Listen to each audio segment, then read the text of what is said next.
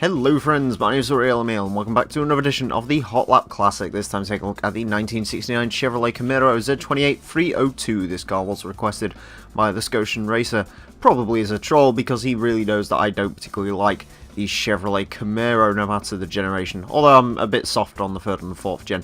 Anyways, while I don't particularly like this car, I will admit this does have a pretty decent chance as far as muscle cars go. We haven't really had too many classic muscle cars. In fact, none of them come to mind.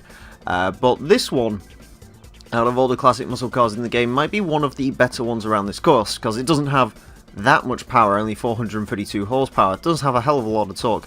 It does weigh quite a bit, but it also has the racing modification, so not ridiculous amount of power and race modifications probably mean that this car should have a bit more grip and a bit more sort of pushability than some of the other cars around this course.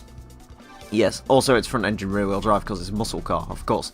Anyways, it is going to go to the Motorsports Land track where it's going to have 6 laps to set the best time it possibly can. Our current leader is a Suzuki Coulter's Pikes Peak Edition that sets a time of a 28.209, which the Chevrolet Camaro is very, very unlikely to overtake. But it will be interesting to see how this car gets on.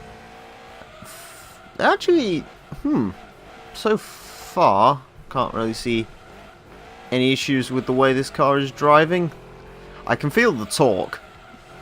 There is no doubt about that. This car is very, very torquey, as you'd probably imagine for a muscle car. Of course, like I'm fairly certain all the like all of the muscle cars in this game, this one does not have the turbo. It does have the NA tuning, which on most cars you'd think would be an issue, and it is on most cars an issue, but on this car, it might actually be a blessing, and for some of the muscle cars it might, because it does delay the throttle response, which is quite nice. That was sort of my own fault there. Took a little bit too much of that hill. Got to remember, these rear-wheel drive cars really will not like any of the inclines or going off-road or anything like that. It's not what they're for. The race mod on this car, I'm assuming it's based off some real-life Trans Am racer. Not too sure, really. I don't research that much into the race mods. People like to tell me what they actually are, though, which is quite nice. Like with the Supra, I said it was some Calsonic livery, but I think it was Deracer, and a few other people pointed out it was based on a real-life race car at some point. One interesting thing to note about this car, actually, is for a muscle car, it has a really nice short ratio gearbox, which these cars don't usually have. They usually have long, drawn-out gears, but this one isn't too bad. It actually is really rather controllable. I'm quite liking the handling characteristics of the Camaro. Is it quick? I mean, 33.476 on its first true flying lap. Not the quickest car in the world by any stretch of the imagination. But as far as the muscle cars go, that'll probably be one of the quickest. I mean, you know, compare this to the likes of the Dodge Challenger. You know, the Challenger has more power, I think, but doesn't have the racing mod. The same with the Superbird, same with the muscle car. You know, all of them have more power, which makes them quicker in a straight line, sure.